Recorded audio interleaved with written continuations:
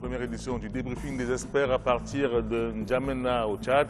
Nous sommes bien entendu dans le cadre de ce scrutin présidentiel.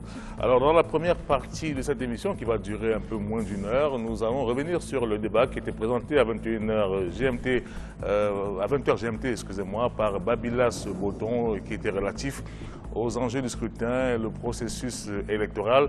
Deuxième partie qui va être consacrée au portrait d'un candidat. Il s'agit de Djividi Boukar Djibéi du Parti démocrate et socialiste, le PDS.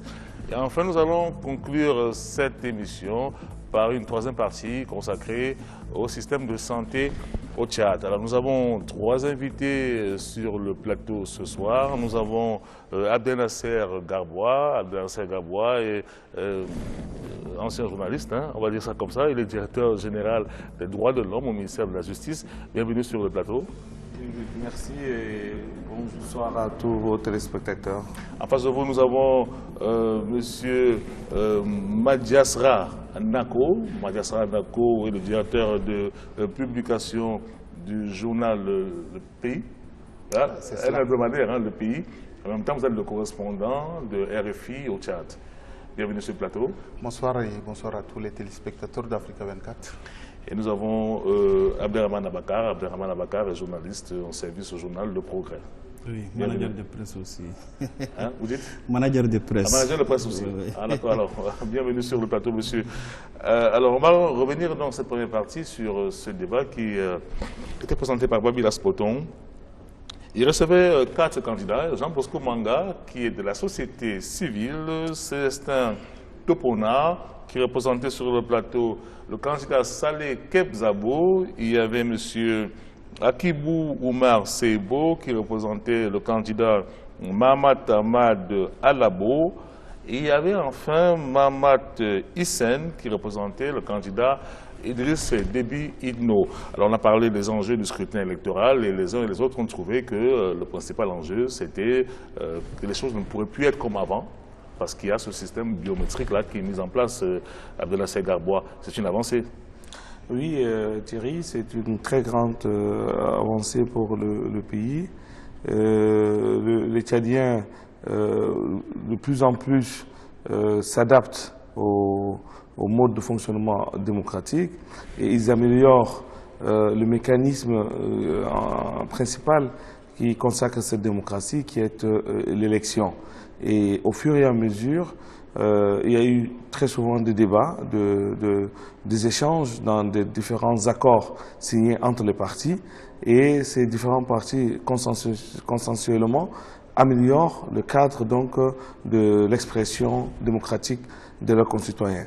Et ça, c'était une avancée pour le pays. Oui, mais M. Célestin Topona, qui représentait Saleh Kebzabo, Madias, il estime qu'il y a eu un problème au niveau du processus. C'est une bonne idée, mais le processus n'a pas été mené jusqu'à son terme et que ces cartes-là ne sont pas vraiment sécurisées, les cartes qui sont délivrées.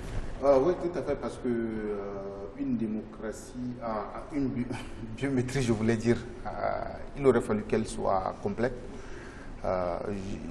Comme vous l'avez dit, hein, on est revenu très longuement sur le débat parce qu'une carte biométrique sans kit, ce n'est pas encore de la biométrie complète. Et en fait, c'est là où, d'un point de vue aussi bien intellectuel que éthique, on reste un peu sur notre soif.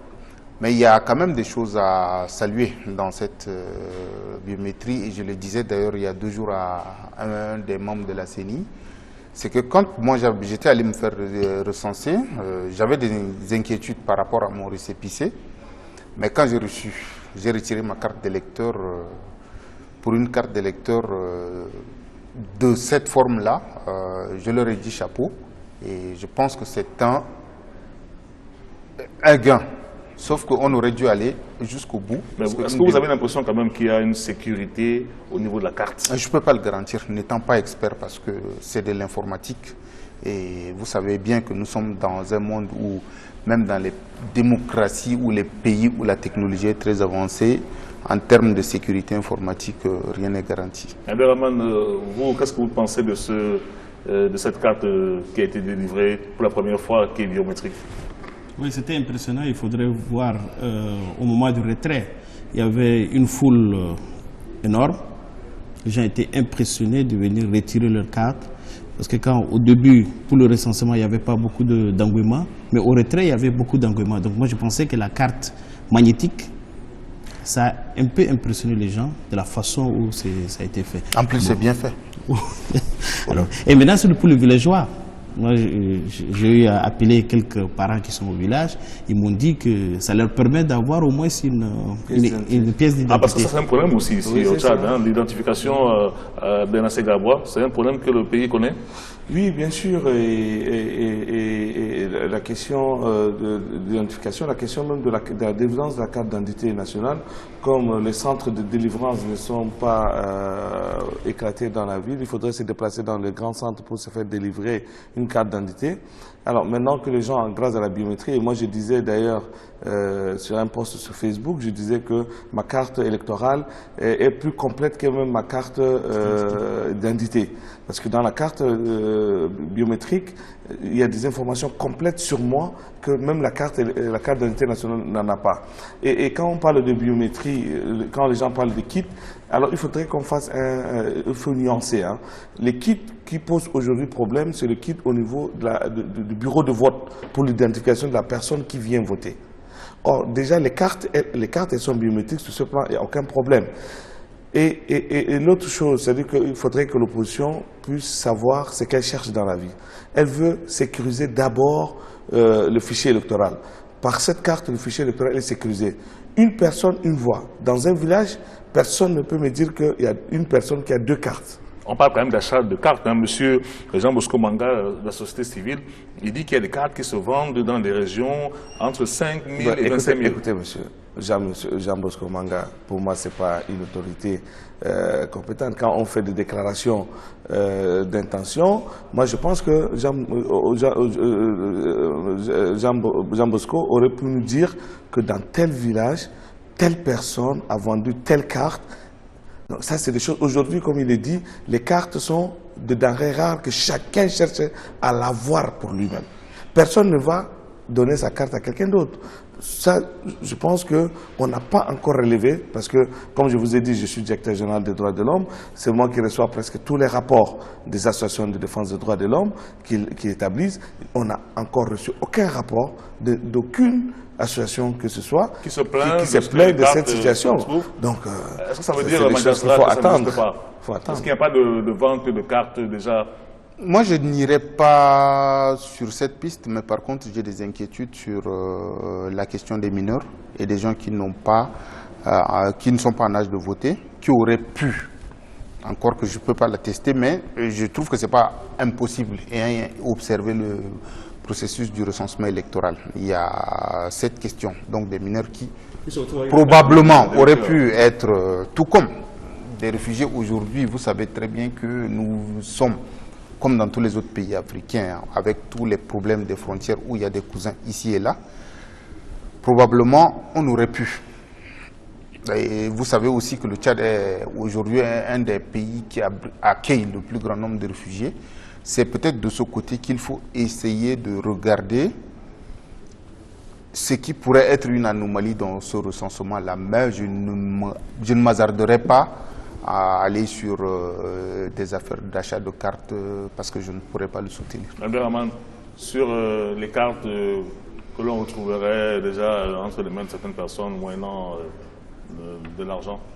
Bon, je ne sais pas, comme l'ont dit les amis, il faudrait avoir des cas précis pour se prononcer là-dessus. Mais d'abord, je voudrais dire une chose. Nous sommes dans un pays où l'analphabétisme est beaucoup accentué. Donc peut-être, je dis, qui a acheté la carte? Il faut qu'on sache qui a acheté la carte. Mais dans tous les cas, même dans les pays développés, vous savez, l'histoire de trafic de documents, machin, tout ça, c'est des choses qui peuvent arriver. Nous sommes il y a plus de 6 millions de cartes d'électeurs. Peut-être qu'il y a des gens, je ne sais pas, je ne peux pas être... parce qu'il faut connaître d'abord le cas avant de se prononcer. Et c'est là où, justement, quand je parlais des kits, le kit de contrôle digital aurait pu aider à résoudre le problème, quoi. Donc assurer jusqu'à la fin, comme l'a dit Abdel Nasser, un homme, une voix. Or là, moi je ne peux pas l'attester. Oui. La photo, c'est-à-dire que déjà, il faudrait se dire que nous sommes dans un pays qui est socialement ou sociologiquement bien cadré. C'est-à-dire que dans le quartier, dans chaque quartier, tout le monde se connaît. Dans chaque village, tout le monde se connaît. On n'est pas dans une sorte de pays où quelqu'un peut arriver dans un quartier et que le voisin ne le connaît pas. Ça n'existe pas dans ce pays. Donc, et en plus, il y a les cartes d'identité, il y a les photos de chacun sur sa carte. Donc pour moi, je pense que l'opposition ou la société civile devrait plutôt penser à une stratégie pour mieux contrôler les bureaux de vote que de penser à aller dans la diversion et crier au loup dans des endroits où on ne le voit pas. C'est-à-dire qu'il faudrait qu'on s'assure que tous les partis politiques puissent s'assurer qu'ils contrôlent effectivement les bureaux de vote, que tous les observateurs s'assurent qu'ils sont là et que le processus se déroule normalement. Je pense que c'est à ce niveau qu'on attend les différents acteurs de la vie politique, mais pas sur mais pas de pinailler, j'ai dit, sur les détails. Il faudrait qu'on grandisse. Autre problème qui a été posé lors du premier débat, c'est au niveau de la composition de la CENI. Les opposants, enfin les candidats qui sont dans la mouvance de l'opposition, estiment que cette CENI-là n'est pas neutre, elle n'est pas paritairement... enfin, ces membres n'ont pas été répartis comme la loi le prévoit, et que, par exemple, l'opposition se trouve en sous-nombre. Il y aurait, normalement, il devrait y avoir 17 membres de l'opposition, il y en a 16, si je ne me trompe pas. Est-ce que ça pose quand même un problème, non? Il y a un membre de l'opposition qui devrait y siéger, mais qui n'a pas pu prêter serment. En l'occurrence, celui qui est devenu candidat, d'ailleurs, parce qu'il s'agit d'Alabo, qui avait été désigné et qui, pour des problèmes de santé. Enfin, c'est beaucoup plus complexe que cela. Parce que son représentant tout à l'heure disait qu'il avait eu des problèmes de santé. Oui, enfin, initialement c'était ça. Présent au moment où les autres prêtaient serment. Voilà, mais il peut revenir de son séjour et prêter serment. Oui, et il y a eu des bras de fer. Donc, avec la justice. Malheureusement, la Cour suprême précisément. C'est quand même dommage. C'est quand même dommage. Et là aussi, sur cet aspect, d'un point de vue très précis, moi je renvoie tout le monde dos à dos parce que aussi bien l'opposition, et je vous rappelle que le PLD a dû suspendre sa participation à la CPDC qui est la plus grande, du moins la plus ancienne corporation de l'opposition parce qu'elle avait réclamé un soutien de la CPDC pour que son membre puisse prêter serment, du moins que l'opposition fasse pression. Ils n'ont pas fait ça. Et ça a mécontenté le PLD, donc le parti d'Alabo, qui a dû suspendre. Et je pense que la suspension est en cours. Oui, mais est-ce que c'est légal, est-ce que la Cour suprême ne doit pas lui faire prêter serment? À partir du moment où il est bien présent, il a été désigné, il devrait prêter serment. Mais justement, ce que j'ai dit, c'est qu'il y a eu une situation de fait. Et l'opposition aurait dû soutenir donc le PLD qui faisait partie, qui était désigné sur le quota de l'opposition. Or, il a manqué. Et c'est pour cette raison que j'ai dit que je renvoie les partis dos à dos. Pourquoi? Parce que, en l'occurrence, j'estime aussi que le président de la Cour suprême qui a estimé on lui a manqué de respect parce qu'Alabo lui aurait envoyé un SMS pour s'excuser de son absence. Bon, c'est un état de fait. Et nous sommes dans un pays où on se côtoie tous et il y a des arrangements, surtout qu'on est sur un terrain politique. Donc, aussi bien pour le compte de la Cour suprême que de l'opposition, j'estime que là, sur le coup, tout le monde n'a pas été élégant. Il y a M. Mahamat Hissène, le représentant du candidat Idriss Déby Itno. Il dit de toutes les manières, ce n'est pas par vote que l'on prend les décisions au sein de la CENI, mais c'est plus par consensus. Donc, à ce moment-là, qu'il y ait quelqu'un en moins ou pas, c'est le consensus qui doit prévaloir. Est-ce que c'est une raison valable pour que ce monsieur-là, on puisse dire que son rôle n'est pas si important que ça, sa présence? Mais moi, je pense, à mon niveau, que ça concerne la CENI maire. Mais pour la fiabilité du résultat ou bien d'un bon processus électoral, il faut commencer à la base. Oui. Parce qu'il y a des sous-CENI qui sont représentés dans les différentes régions, dans les différents départements, qui doivent, parce que le travail s'est fait d'abord à la base, Et la CENI mère ne peut se prononcer que sur les cas litigieux qui sont transmis par la CENI. Maintenant, s'il y a au niveau local qui est en rapport avec la base, si à ce niveau le travail est bien fait, au niveau central, les gens sont en N'Djamena, souvent, ils ne peuvent que valider. Donc, est-ce que l'absence d'un représentant au niveau central est plus important que l'absence d'une sensibilité politique au niveau local? Moi, c'est le local qui m'intéresse. Et encore que même au niveau local, je dois préciser qu'on n'est jamais arrivé à un consensus parfait. Parce que jusqu'à aujourd'hui, si vous allez regarder dans le détail, le diable se trouve là-bas. Au niveau local. Oui, bien sûr. Voilà. Moi, je pense que le cas Alabo, je pense que c'est un procès. C'est-à-dire que l'opposition est en train de se prévaloir de sa propre turpitude. Comme l'a si bien démontré Nako, c'est elle-même qui a laissé la chose se faire. Par contre, aujourd'hui, si on vient faire la comptabilité, je crois que c'est le MPS c'est la majorité qui perd beaucoup dans la CENI. Pourquoi? Comme il a dit, le maillon le plus important de la CENI, c'est au niveau de la sous-préfecture et ensuite, au niveau du département. Or, quand la CENI s'est formée, le parti de Manu Mebodi, le PDSA, fait effectivement partie de la majorité. Or, aujourd'hui, le PDSA a basculé dans l'opposition parce qu'il a un candidat. Le PDS de Zividi Boukar faisait partie également de la grande majorité qui a également basculé. Donc un certain nombre le PDP, voilà, Bagaou également, qui faisait partie de la majorité qui a aussi basculé. Donc aujourd'hui, mathématiquement, dans la CENI, au niveau local, c'est la majorité qui perd. Et c'est l'opposition qui gagne. Parce que si vous comptabilisez ceux-là, aujourd'hui, ils sont en face des gens de la majorité. Oui, puisque c'est une affaire de consensus, ce n'est pas une majorité mécanique. Non, c'est ce que j'ai dit. Mais même si c'est consensus, s'il faudrait voter, parce qu'à un moment donné, s'il y a un blocage, il faut passer au vote.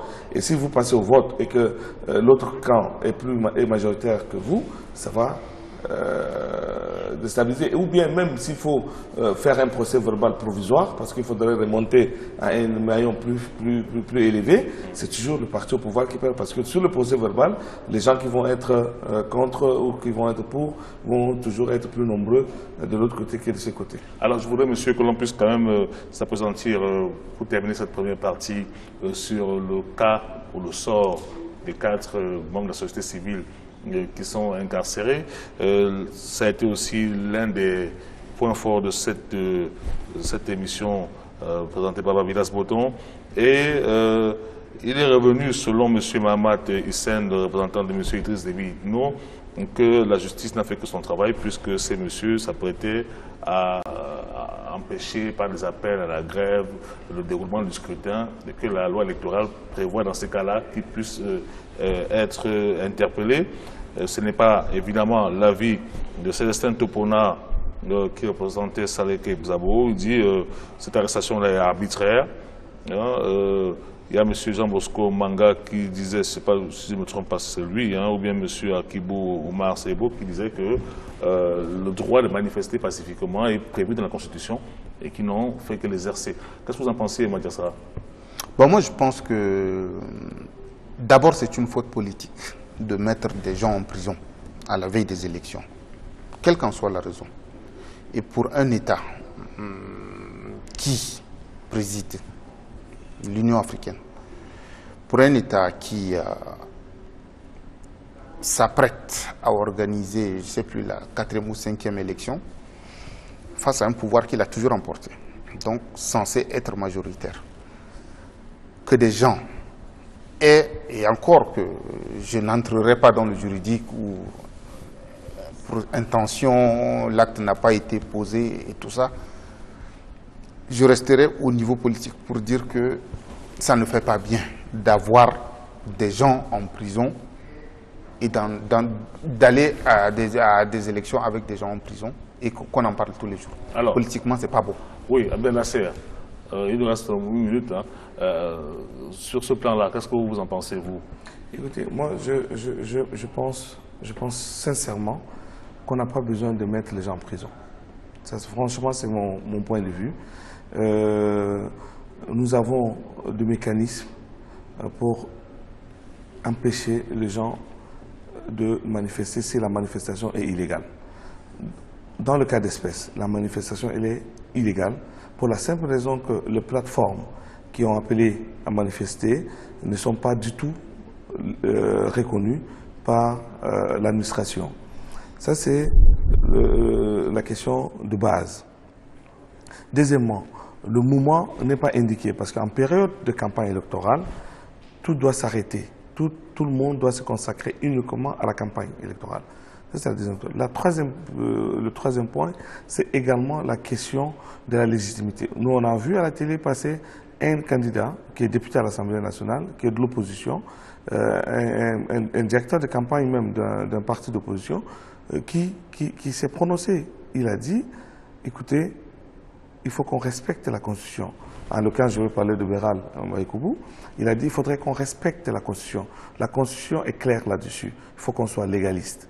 Idriss Déby est le candidat de son parti et la Constitution le lui permet. Donc tout acte contraire, ce n'est que, il utilise des termes qui sont propres à lui, mais que ce ne sont que de masturbation, masturbation intellectuelle, tous ces trucs. Alors, pour moi, la société civile doit rester, se cantonner sur son rôle de société civile d'arbitrage en cas de conflit. Or, en l'occurrence, il n'y a aucun conflit. Tous les partis politiques sont allés à leur compétition. Actuellement, ils continuent à faire leur compétition. Et ce n'est pas aux partis politiques de faire le jeu, de jouer le rôle de parti politique. Dans un environnement... Vous dites que ce n'est pas la société civile de jouer le rôle de parti politique. Non, que vous voulez dire? Les partis politiques sont là. Il y a une contestation, c'est à eux de contester. Or, les partis politiques sont tous engagés dans le processus électoral. Mais la société civile, elle vient se jeter dans une affaire comme un cheveu dans la soupe. Alors, Abderrahmane, pour terminer là-dessus, rapidement. Oh, il faut déplorer cette affaire, justement, qui commence à venir pour entacher un peu le processus électoral en cours. Et maintenant, faute politique ou pas, dans tous les cas, moi je dis que c'est un défi maintenant qui est lancé au pouvoir judiciaire.